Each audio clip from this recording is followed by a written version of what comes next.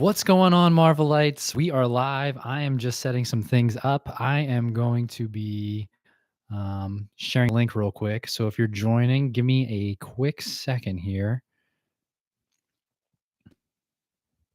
Sharing the link so that people can join from Threads.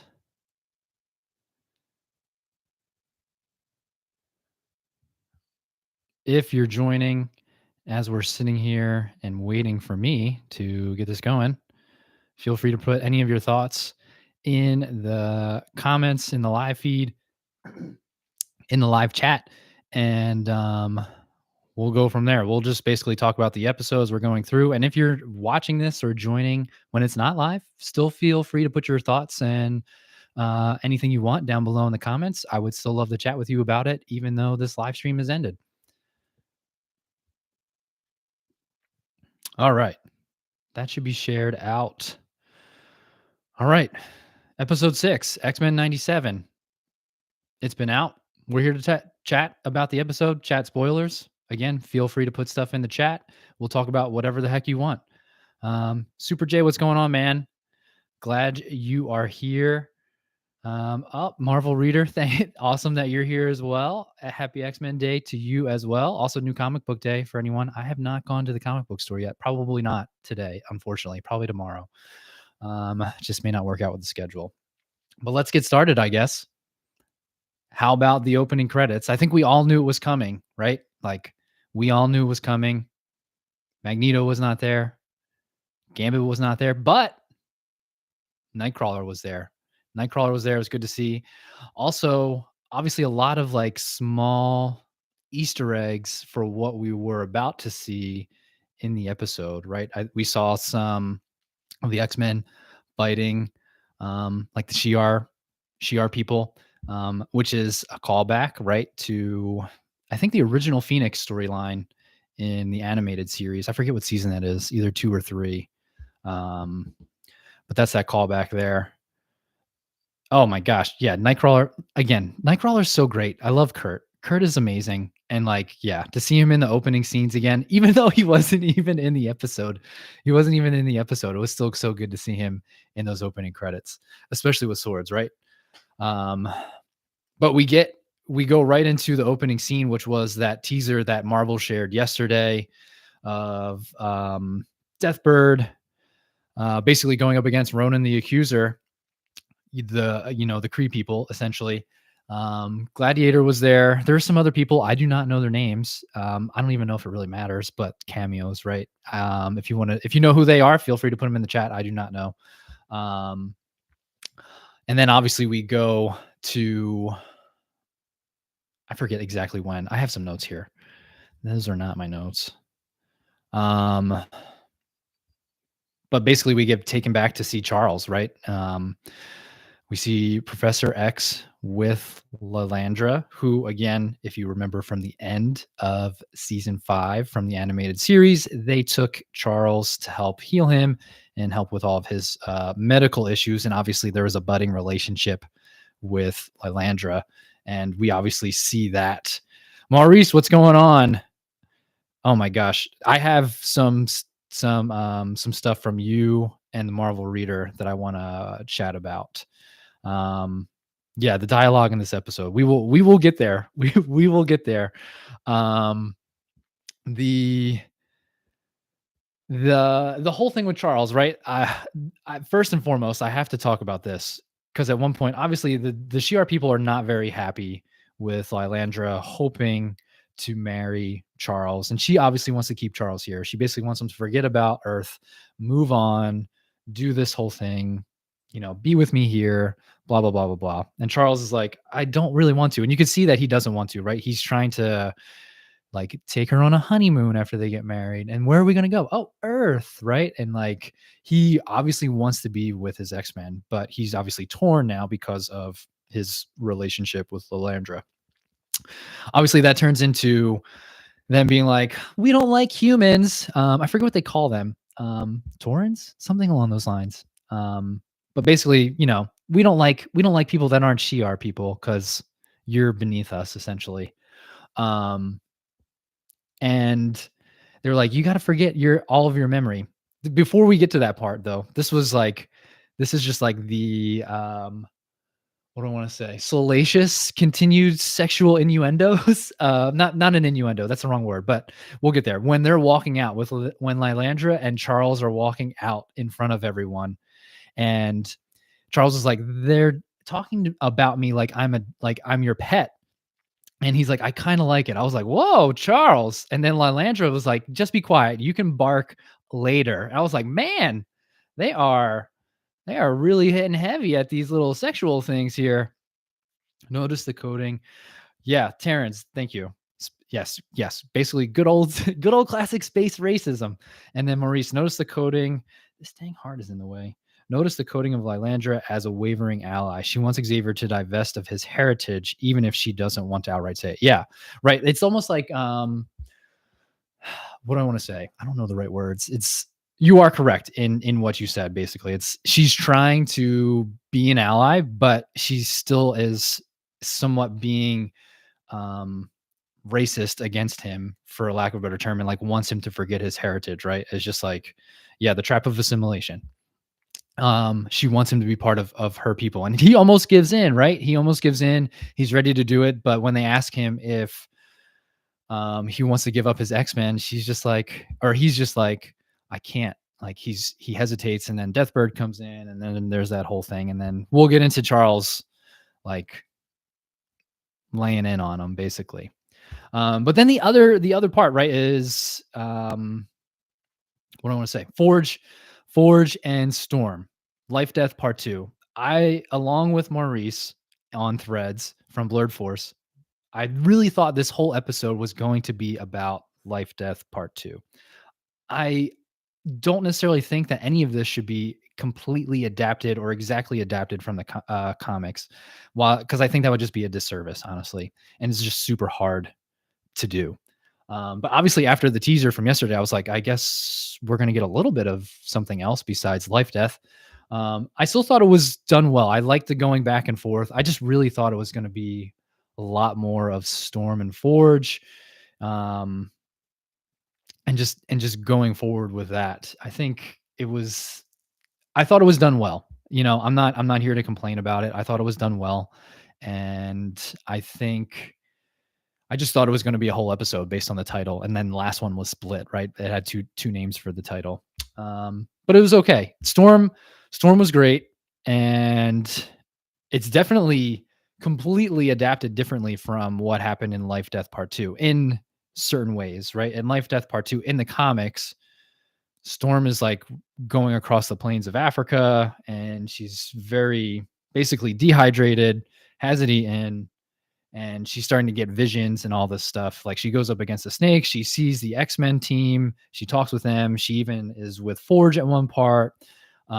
This is slightly different, right? We have more of the adversary, which was really not in any part of Life Death 1 and 2 in the comics. Again, totally okay. Maurice, the question is never whether she'll give up her privilege to allow him to be his authentic self. It's for him to give up himself to maintain her privilege. Yes, 100%. Couldn't have said it any better. Could not have said it any better. Yeah, agreed. Super J. They do have so much to cover, and they are just like rolling through storylines. And so, like, to spend a whole episode on Life Death Part 2, totally understood that it's probably not in the best interest of the show and just like overall continuity with moving forward. But again, let's talk about really the overall arching like theme of this episode, right? Is almost like colonialism. And basically forcing what white people essentially have deemed to be minorities and said, you know what, we're just going to do things how we think is right, and we're going to tell you it's going to be okay. We're going to help you, but not really. It's still just in the best interest of us, not really you, right? Kenny, what's going on, my guy? So glad you could be here. Feel free to put any thoughts. Again, overarching like underlying theme of this whole episode is like colonialism, and they directly talk about Forge and Storm directly talk about that when they go into that like cave, and Storm is like, why did Native Americans let the colonial people just build and do all these things. And Forge is just like straight up. He's like, they said that this was going to be helpful for us. And then clearly, obviously, we know that that's not true. Right. Um, and we'll talk about, again, we'll get to Charles and what he said. Yeah, big assimilation energy in this episode. That is 100% for sure. But let's talk about Storm, right? Like, part of getting her powers back, and this is in Life Death too, right? And she doesn't get her powers in Life Death Part 2 in the comics, in that instance. But at least in that comic issue, she helps a young pregnant woman basically return to her village, and she helps her give birth to the village. And in that, after giving birth, because there's only so many resources, an elder basically has to die. Um, and at the end, she's like, I can't do this because I don't have my powers. I wish I could help you more. And then she basically essentially realizes that she is a powerful being and she can make change and help folks even without the use of her powers of conjuring, earth elements. Um, and almost the same thing happens here, right? Like, I posted that spoiler-free review, or not review, but spoiler-free of X-Men 97, of like how Stella got her groove back. That's literally all I could think about, was like how Storm got her groove back, right? Like, and just like seeing from, I thought that was a great little like view of, like, from space. You could see Storm like conjuring her powers from space, and you're just like, damn, she's going in right now on getting this wind and lightning and everything going right now. Maurice says, Storm's growth was so huge, she self-limits to assuage the insecurities of others, speaks very much to minorities have to make themselves small to not incur the ire of the majority. Again, couldn't have said it better. There's a very pointed line where the adversary says, you sought refuge with this monotone family. Right. That's pretty much it. And he's just feeding off of that, right? Her not really believing in herself, her fear, her insecurity. And again, she kind of feeds off of that as well. Yeah. Super J. It's not about her power. It's about who she is and who she wants to be. I loved everything about this life death story arc, except how quickly Storm fell in love with Forge. Over time, sure, but she just slapped him a half hour ago. Yeah. Uh, it felt like in the comic issues, Kenny, that they were a little bit more drawn out, but it still happened relatively quick. But that first issue was pretty big. Um, I want to say it was like 60 pages, in that Life Death Part 1 in the comics. So it felt a little bit more drawn out, at least like a few days. Still kind of fast, but obviously it happened like within 3 minutes in the show, right? Um, but man, Storm getting her powers back, plus back into her original suit, and then her hair went back to, again, original hair, which was awesome to like kind of see that change and like back to her kind of old self, right? I thought that was great. But let's go deep. I have some basically quoting, but you guys gave me an idea. Again, Maurice and the Marvel Reader, basically based on some of your threads that you talked about, right? It's just like, once Charles, once Deathbird and her folks basically start attacking Charles and everyone else, it was just like, we Charles is like, I need to use my greatest gift and I haven't used it, right? And it's not, obviously part of that is his psychic abilities, and but really Marvel Reader said it was really his teaching, his ability to teach is his greatest power. And one, I thought it was just great. He was just like, they're in like a classroom in the astral plane, and it was just like he's just laying in on them, right? And talk about assimilation. I have quotes. Man, just like, obviously he's going through their history, but he's like, you cut off the cultures at the knees, then tell them they can all stand with your aid if they assimilate and kneel. What? And then the Shi'ar kind of like council member is like, what about might makes right? And then it goes back to Charles, and he's just like, the rhyme that sells the lie, that we must pillage worth from one another, that for me to be more, you must be less. And then when Charles is like, want to know a secret? Coexistence is messy. Those Like just those lines, the dialogue, that was just as good as Magneto's speech in episode 2 when he took the council members up to the atmosphere and was just like laying in on them. Like, damn, this whole speech was amazing. It's no accident that Storm emerged from the cave in her black costume. She's been dressed in white for the whole series. It was definitely a statement. Totally. And yes, his greatest gift is teaching. I love that. And he had them right at the finish line until he gets hit with the psychic blast from home. Yeah, that I need them to have flashing subtitles message. We're actually talking about colonialism here on Earth. Like if you said it, I'm pretty sure you said it, Maurice, in your thread. Like if you can't like read through the lines and get the context clues from this, that this is literally what we're talking about right now in real world, like you are literally blind. You are literally blind to what this show is all about and what they're talking about. Like I totally agree. There does need to be like a flash, like, hey, guess what? This is happening right now. But that just all of that was so good. Um, I went back and played. I watched the episode twice, but like, man, it's just like so good. I equate it to just as being as good as Magneto's speech in episode 2. And then even too, right? The who was it? Deathbird even calls, Earth's Milky Way ghetto. Like if that isn't like right in your face, and like if you don't understand like what is happening, like come on, you are you are not with what's going on in the world right now. But Maurice basically put it in his and he talked about it right now, right? It's like this is this is expected with like Charles wanting to give up, or wanting Charles to give up his memories of Earth and his X-Men is very expected of minorities and other classes to when they like marry up. They don't want them to do certain things. And I thought that was such a great point that you had in your thread, Maurice, that I definitely needed to talk about it.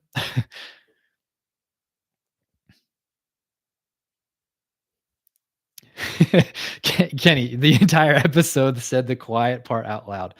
It's pretty much. Again, people will still not know that that's what they're saying. Um, I love that the show has something to actually say and isn't sugarcoating it to appease people who don't want to be challenged. Right. I think that like Bo DeMeo hit the nail on the head. Right. And it's just like, there aren't like he said, I think last week, talking about episode 5, when he was like, all of the episodes before this were like pre 9/11, right? Where there was just quote unquote safe spaces. And then in episode 5, just like relating it to shootings at nightclubs and just all these places that we think are safe, there are no safe places. And he's literally, not that this didn't happen before, but they're literally drawing real life comparisons to what we're seeing right now. And Marvel readers exactly right. Like this, they are not sugarcoating it. And I really feel like they shouldn't have to, right? Like he's just like, nah, screw it. And we're not going to sugarcoat it. And they shouldn't have to sugarcoat it. There's no reason to, because this is it. Like this is the real world, unfortunately, for, what we're talking about. And if people don't like it, it's because you're probably the one who's scared of what's happening, honestly. Um,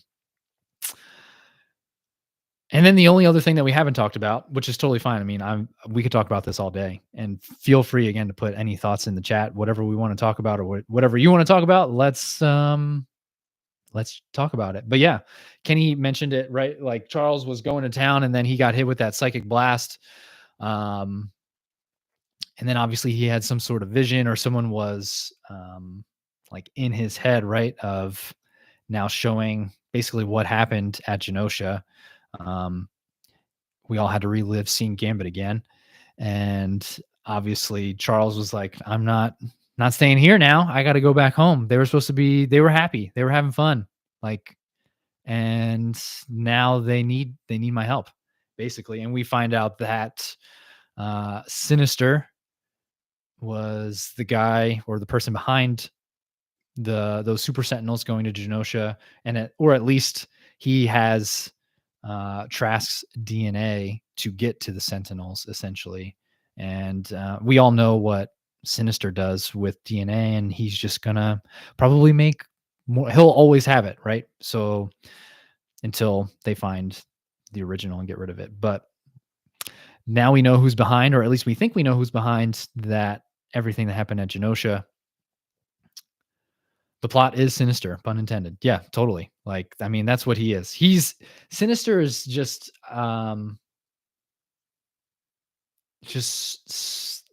he is just a villain, right? Like when you think about, I was listening to Vigilante Vibes podcast this morning about episode 5 on my way to work, and just like when you think about Magneto and think about like how strong he is and him being a villain, he's really not all that bad, right? Like when you look at least in the animated series, like yeah, he's done some bad stuff, but like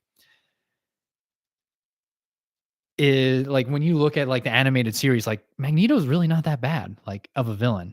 He is the yin or the yang to Charles, right? And that's kind of their relationship and the point of it, right? And now he's embracing what Charles wanted essentially. But like when you really think about it and you compare him to Mr. Sinister, Sinister is terrible. Like he is sick in the mind.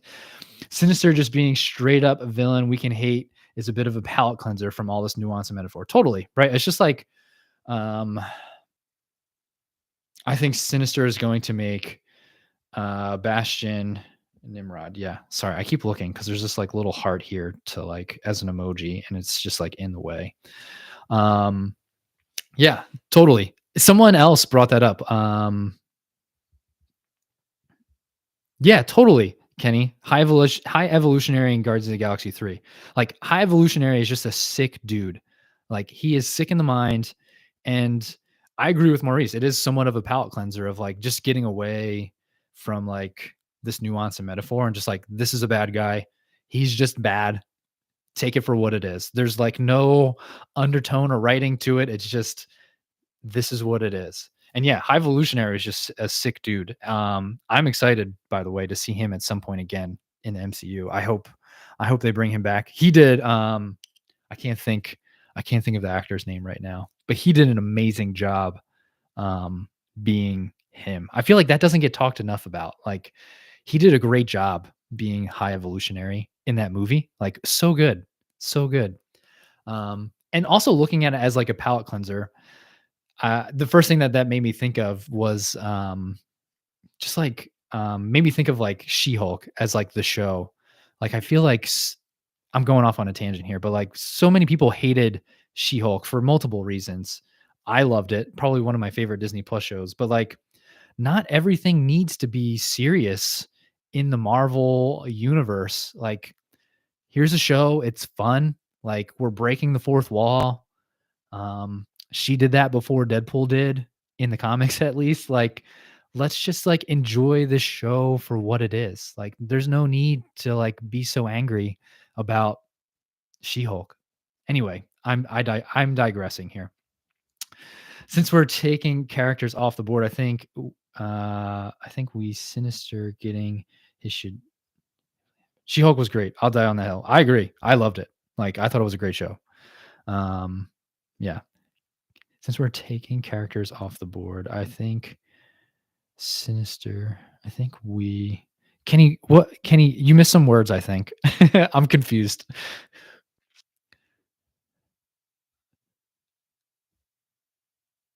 All good, man. All good if your brain got scattered. Totally fine. Um, but going back to Marvel Reader, I think Sinister is going to make Bastion Nimrod. I think you're correct from what I understand because I saw your post the other day about potential theories, and then the Power of X-Men. They're on. I don't think they're really on Threads, but they're on Instagram a lot. That account, Power of X-Men, um, took a screenshot of Bastion. They were like, it's in episode 5. They were like, it is very quick, very, very quick, but he was there. I don't know how true that is. Um, But like, or if they're right, I'm assuming they are. And I didn't, me still being relatively new to X Men, I didn't know who Bastion was. But so I went into looking at him, and then they go into the whole thing about Nimrod and potentially what's going to happen, theories, all this stuff, right? So that is very possible. I do think that Bastion, obviously, if Bastion's around, Nimrod it should be around too. Um, and for anyone who doesn't know, I know very little about Bastion, but he is basically, excuse me, a person who hates mutants. He's a like a cyborg. He's created from Nimrod, so he's not a human. Yeah, there was a picture of him, but then he's also at there was a picture of him with Forge in episode 4, but then there's also supposedly a quick screenshot of him being at um whatever, the dance hall club on Genosha in episode 5. Um so yeah, it's like a very much of a close up, I think, and because his hair is white, it almost looks very similar. Like because it's so quick, you might have thought it was Magneto because they were being, so up close in his face too. Um, so yeah, find the clues to find out what happens. Um, what do you mean by that, Super J? Find the clues to find out what happens. And then going back to Kenny, yeah, I mean, it would be nice to have Sinister get his due. Like, he's just a sick dude, right? Um, yeah, it would be nice. It would be nice to see what happens. How does everyone feel about Gambit? I know everyone's sad. Let me clarify my statement. I think a lot of people are like, do you think Gambit will be brought back to life? We know that this is very common in the comics, and I think it's fine, right? But there's also a sentiment of like death doesn't matter, right? And so like we can just go into this battle and it's okay if I die because I'll just come back to life, which was kind of like a thing with Krakoa. I don't know if that changes. I haven't gotten that far in there yet, but like it's almost like don't worry about dying because we'll just bring you back to life. It's not a big deal. We'll just like re-upload you to your last backup and you'll be good. Um, I, I, I think that keeping him not alive is like okay. I'm exactly. I think it would cheapen the moment, right? Like bring him back would like make his death not as significant, right? Um, and if you are going to bring him back, like wait a few seasons maybe, right? Like wait until like the end of season 2 or and even if there's going to be like a season 3 or 4, like wait until then. Don't do it in this season. And I don't know if they will. Like I'm trusting in Bo DeMeo to do all of the things right now. Obviously, he's not with Marvel anymore, but he's already written this one and season 2. I don't think they will undo Genosha. Yeah, that's a major event in the comics. I agree with Kenny. Like I think that would just cheapen the moment. Like it's just not again, it just makes death insignificant. And then I also think like from a real world perspective, it's obviously having a loved one or something like that go and like die is not great. Like it's very sad, but that's what makes all of the time that you spent with them on Earth way more important, right? Like if we were just like, oh yeah, they'll come back, like again, there's no significance to it. It's just like another thing and it wouldn't be like good, right? Or like not that dying's good. What do I want to say? It just wouldn't be significant. Like those times that you spend with them would not be as heartfelt or near and dear to your heart as if they were just like come back to life, right? I would agree. Magneto's not dead. He's definitely not dead. I don't think he's dead. Um, Maurice, keep him dead. Stakes need to matter. Yeah. The only acceptable way to me is to have Apocalypse resurrect him as a horseman. Yeah, I can see that. Totally. Um, yeah. Magneto, I don't think Magneto's dead. I don't think that at all. I think they're gonna keep him out of a few more episodes, but he's not dead. I agree.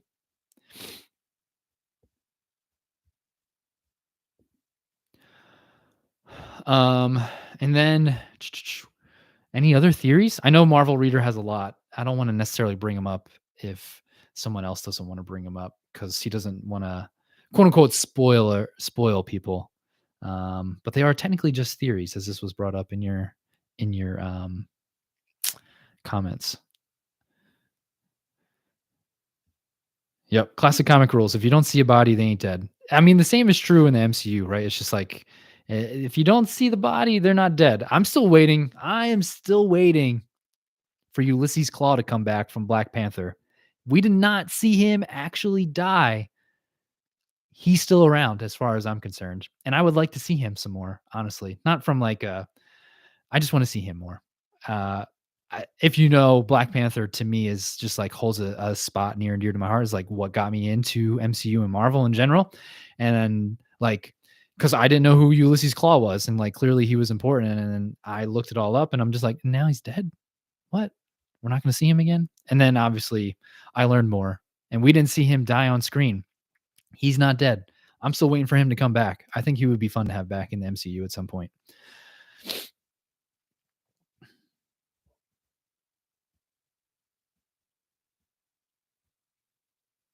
I'm enjoying the deepening connections to the MCU. I hope they incorporate this show into What If at some point. Yeah, totally. Supposedly, it might have just been a rumor that I saw somewhere that they will include some X-Men in What If at some point. I think that would be fun to see. And I mean, before the show debuted, I wondered when Charles would come back mid-season or the last episode. Glad that it's happened mid-season. They did very well. Yeah, I think everything's been very tasteful so far. Again, I thought just from the title of the episode, I thought Life Death was going to be the whole thing. But it's okay that it wasn't. Yeah. I saw a rumor that X-Men will be included in What If. And yes, I love that Forge's magic looked like MCU magic. Totally. Like I thought that was cool. I feel like they need to go into that a little bit more, but it's okay that they don't.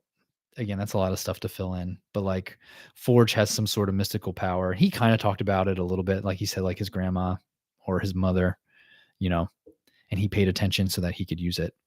Either way. But yeah, I mean, I would be hard pressed to see like if they're not incorporating that somehow, right? Because we got the Watcher in last episode as that Easter egg before everything went down. And I mean, they could be hinting at they could be hinting they could be hinting at that connection to the MCU somehow with having him in there, or it could have just been an Easter egg, like he's just there and watching like he does. And yeah, Maurice, Forge doing some Doctor Strange shit at my TV. So so true. I thought it was pretty interesting that they like kept, which is like kind of what happens in the MCU, right? When like he draws those portals, some of the sparks kind of stay around for a little bit. I thought that was I liked how they did that. And kind of like kept some of that magic still like on the screen after after he took the adversary away. I really like that. I wondered if Forge was going to mention Strange. I mean, I'm excited to see. I mean, we're supposed to get Captain America or some version of him or her, whoever it is, Captain Britain or not Captain Britain. Oh gosh, why can't I think of her name right now? Goodness gracious, someone help me. Captain Carter, thank you. Captain Carter at some point. But it wasn't the British flag though, right? I'm pretty sure it was the American flag. So we're anticipating Captain America at some point in the series, which I think will be fun to see. And to anyone, I don't think anyone's here watching this. To anyone who's like, I don't want to ruin. We don't need any more crossovers. Like, come on. You clearly didn't watch the original show. You clearly don't know what like comics or like Marvel's about. There's so many crossovers. It's crazy. Like having some Captain America in there will be fine. I mean, hell, I would love to see some Spider-Man come in at some point. That would be amazing.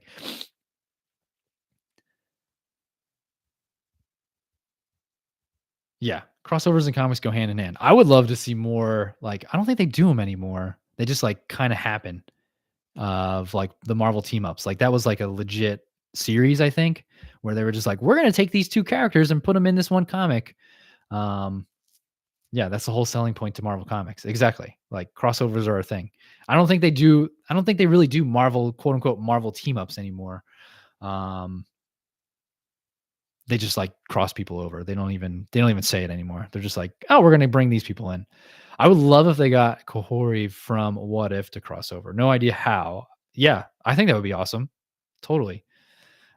I mean, from the amount of people that loved that episode of What If, and then like seeing her more in basically the rest of the season, um, I would think that they're gonna just like keep her going. Like if Marvel, someone's got to be on Marvel, and they need to know, um, like how popular Kahori was after that episode aired, or like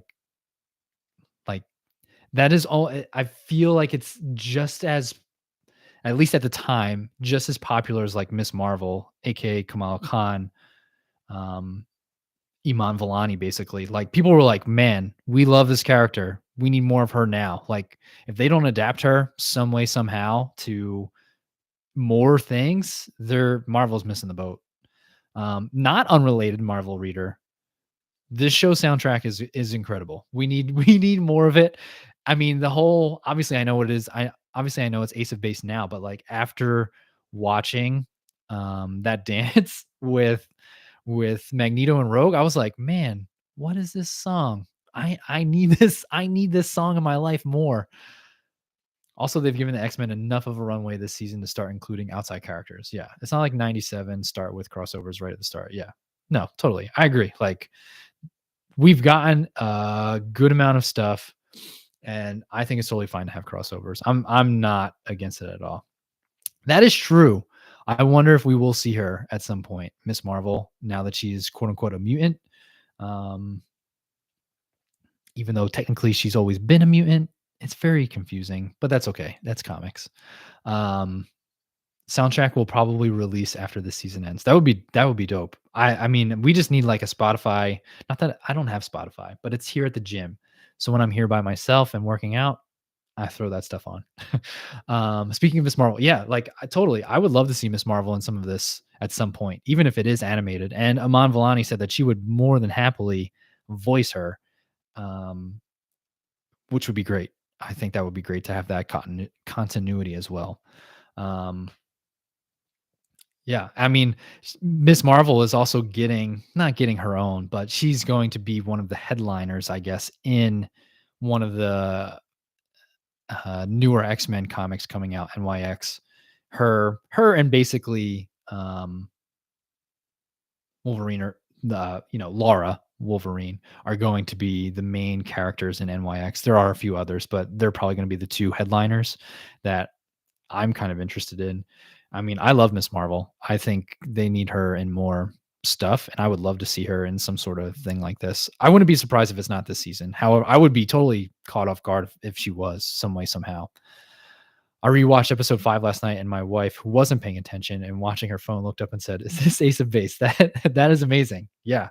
Like it's crazy to me that they were trending after last week's episode, because X-Men 97 was trending and everyone was like, "What is this song?" And that made them trend, which I think is awesome. I think that's amazing, right? Like that is so cool. Um yeah. I think moving forward, I mean, where else? Obviously we're getting X-Men, and I need Miss Marvel and Spider-Man team up. Yeah. I feel like we need, again, we're digressing, but that's okay. We can do whatever we want. This is our live stream. Miss Marvel is fantastic in comics, animation, and live action. She is, and I think, I mean, you couldn't have had a better casting with Iman Vellani, right? Like she was Miss Marvel in real life, right? Like, and a comic nerd at that, and you couldn't have gotten a better person to fill that role.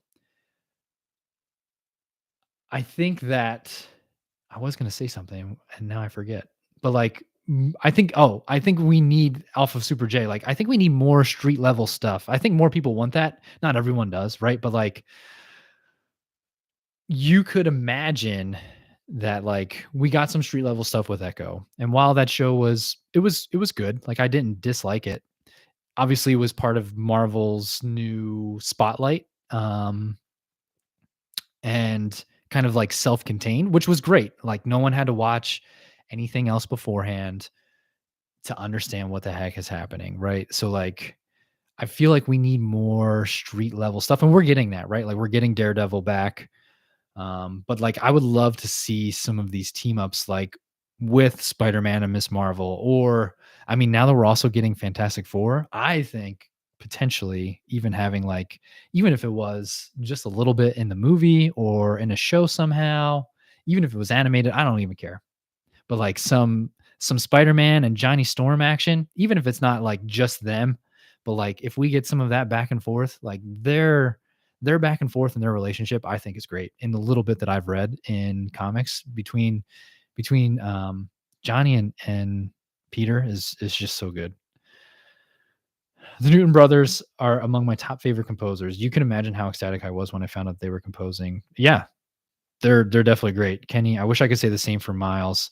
Comic Miles is not nearly as interesting as Spider-Verse Miles. Yeah, I mean Spider-Verse Miles is great. I've only read a little bit about Comic Miles, really in some random issues and now in Spectacular Spider-Man, and he's just kind of like he's fine, but like Spider-Verse Miles is way better, way better.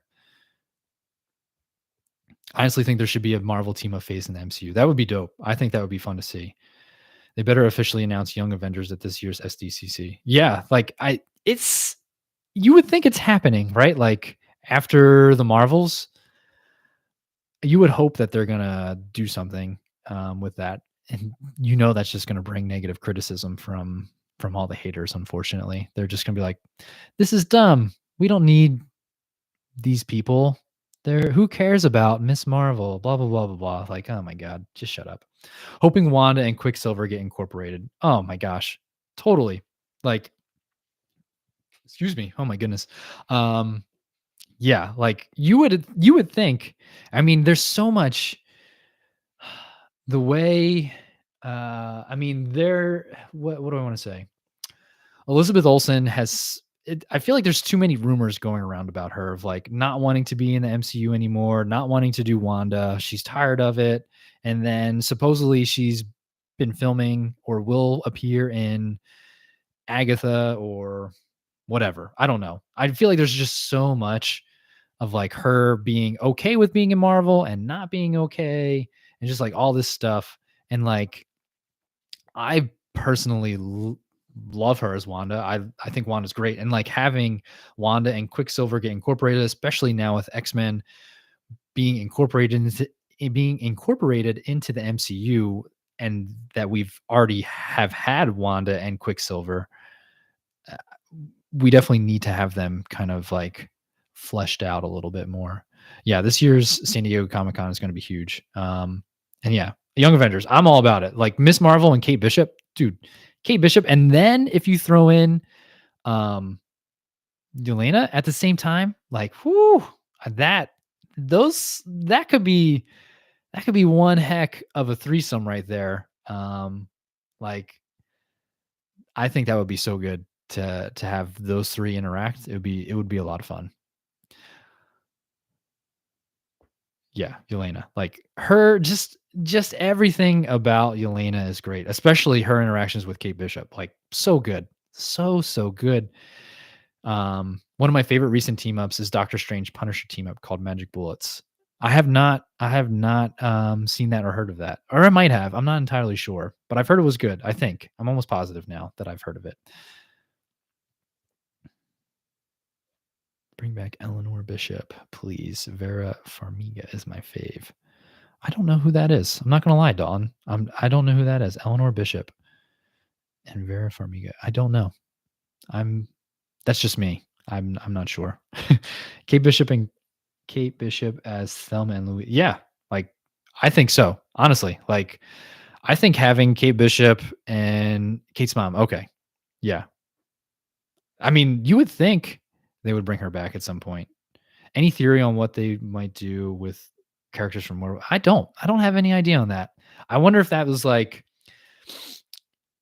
because that was like a Marvel quote unquote special presentation, or at least that's what they were calling it at that time. I wonder if they're gonna just be like, that's gonna fall under our Marvel Spotlight stuff, or maybe that's what they were kind of going with, but they didn't have a like name thing for it yet. I don't know. That's a good question, and I'm not sure. Um, but I do think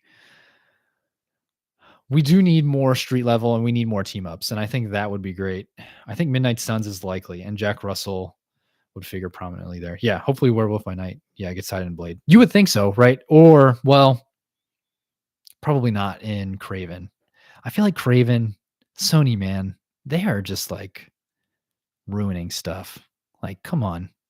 At least from a live action standpoint.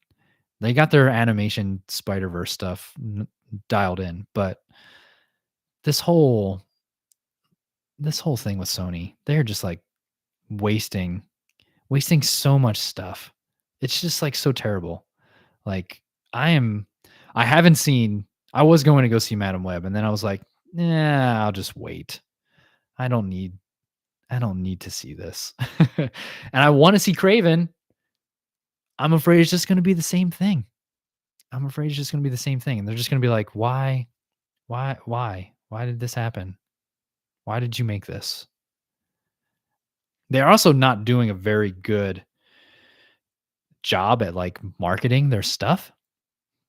Like you haven't heard anything about Craven, which comes out. When does that come out? Like October? I have it written down somewhere.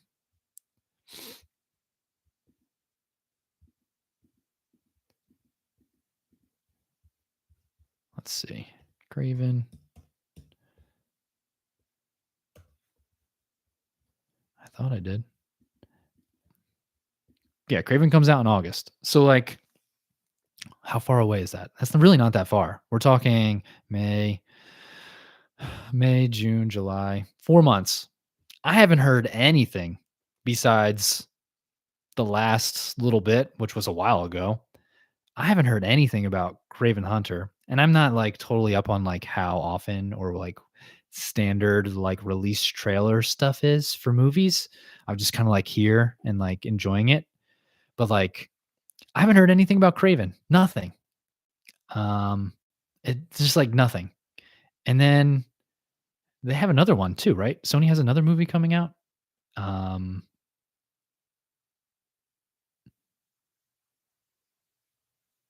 yeah, Sony needs to sell Spider-Man properties to Marvel. Yeah. I mean, Spider-Verse has been amazing. Yeah, Venom 3. Yeah, like again, haven't heard very much of that besides like some of the stuff that like Tom Hardy has like posted to wherever, social media somewhere. And it's just like we know it's the last one, blah blah blah blah blah. But like I Venom 3, yeah, like I'm okay with not hearing anything about Venom just yet. Like November is a far bit away. But I feel like I should have heard at least something else about Craven. And like with Madam Web, they didn't do anything. Like I feel like they didn't do any promotion for it. There was like nothing. Like you have like 4 beautiful women in this movie. You're not like promoting it at all. Like what are you doing? What are you doing?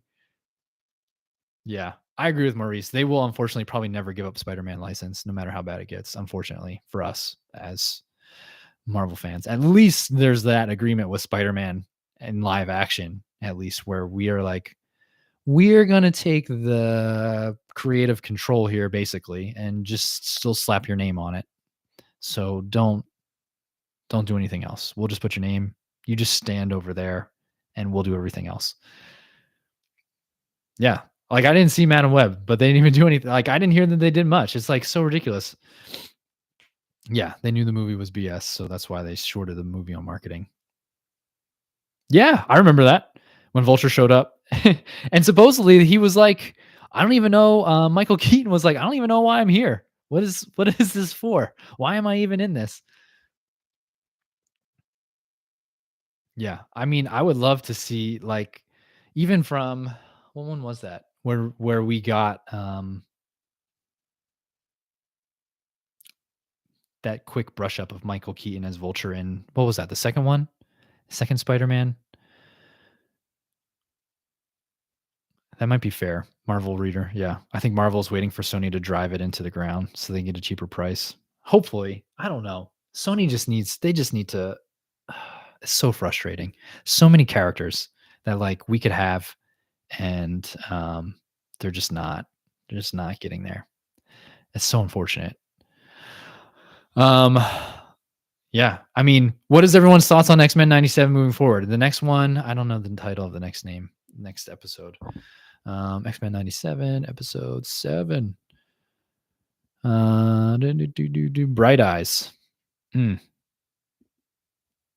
That I have no idea. I don't even know what the.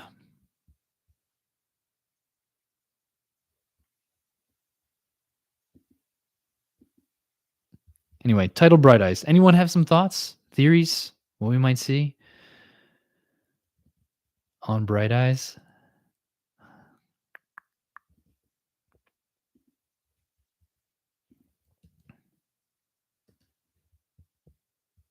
trying to think. Where is it?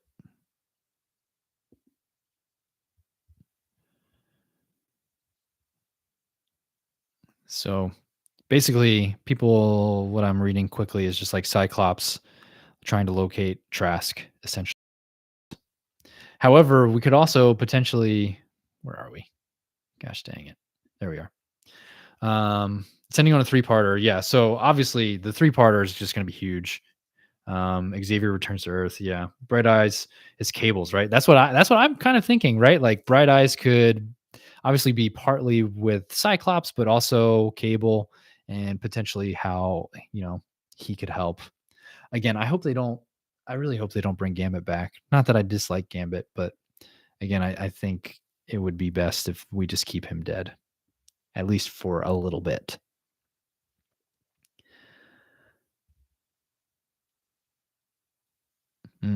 My guess is they deal with the fallout of Genosha. The director of episode 5 said that how those events affect Rogue will be dealt with. Yeah. So obviously it's going to be a very interesting issue. Going to bring up a lot of stuff again from episode 5, more than likely, since we really didn't get much of that besides Charles learning of it, and then seeing it, Storm seeing it for the first time too. So it's going to be a good bit, and then 7, and then we have the 3-part ending essentially. So shit's about to get real, apparently, according to Bo DeMayo. Shit's about to get real. Obviously, I'm excited for it. I really like. If you're on Threads, check out Marvel Reader's latest, not latest, but one of his more recent posts on his theories of what we will see. I like a lot of it. Maurice. Charles comes back to Earth in his spaceship bumping to Return of the Mac. That would be amazing. That would be so amazing, and honestly would fit the bill with the current like soundtrack and like time frame. I think that would be amazing. That should happen. That should literally happen. If not, someone needs to do a fan edit. Someone needs to do a fan edit of that, because that would be so worth it. That would be so worth it. Oh my gosh. I would lose my mind. Do we think the Marvel's post-credit scene is in the same universe as this series? That is a good question. I don't know. Any other people's thoughts? Because apparently that is in a different, obviously a different universe. This is supposedly not connected to the MCU. However, we talked about a little bit of maybe it's slightly connected, maybe not, or maybe will be eventually. So maybe whatever we will see in Deadpool and Wolverine will bring this in. Who knows? Thanks, Maurice. Bro, you do not have to do that. I truly appreciate it. Thank you so much. Um, thank you so much. But yeah, hopefully we will be back here next week. That's the plan, at least. Have they had Binary in the original series? I don't remember seeing Binary in the original series. Oh, Kenny, does Charles return with the exoskeleton, or does he go back to the classic chair? That is a great question. I feel like he goes back to the chair. I feel like he maybe, my personal thought is that he will want to, my guess is that his relationship with Lilandra is basically over, and he's going to want to, excuse me, leave all of that in the past, right? Which means leaving the exoskeleton and going back to the chair. That's my thought. I don't think they had binary in the original series. I don't recall. Marvel reader. Someone else might know better than I.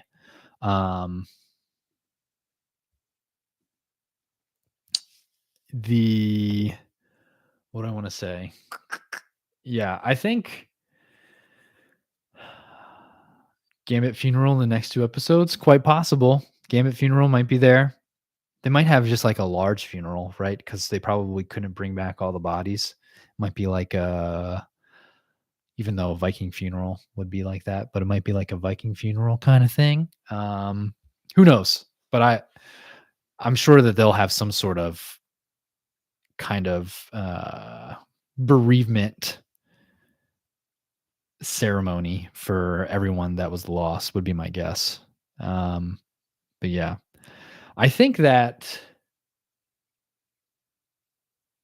do you think here's my question to everyone. Do you think that if this isn't a separate universe from the MCU, do you want to keep it separate? Like supposedly Fantastic Four is not within the current MCU or is not going to be set in the current MCU universe, supposedly. Who knows? Do you think it should stay separate? I'm not here to say whether you're right or wrong. I don't necessarily have an opinion, honestly. I feel like part of me wants to say yes.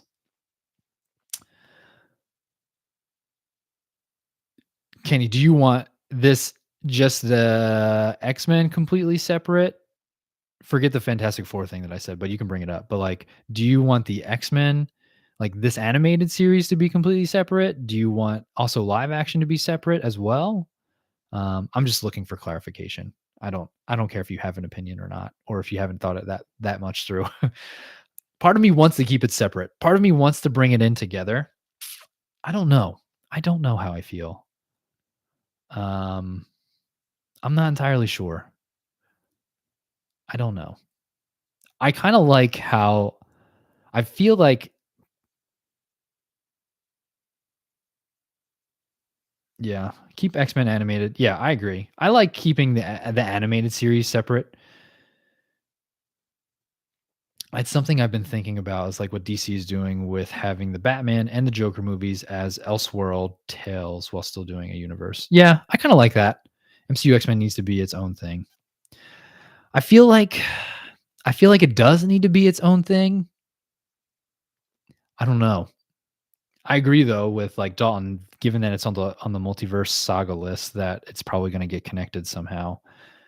I feel like they're already trying to connect X-Men live action into the current MCU universe based on just like the end scene with the Marvels. However, they could just be like Monica's now in this universe and that's how it is. Obviously, we don't know what's going to happen in Deadpool and Wolverine and there's the whole what I want to say TVA's involved in that. So that's going to be its own time travel mess. Um I kind of like though how their plan is to maybe keep Fantastic Four in its own universe. Like I kind of like that.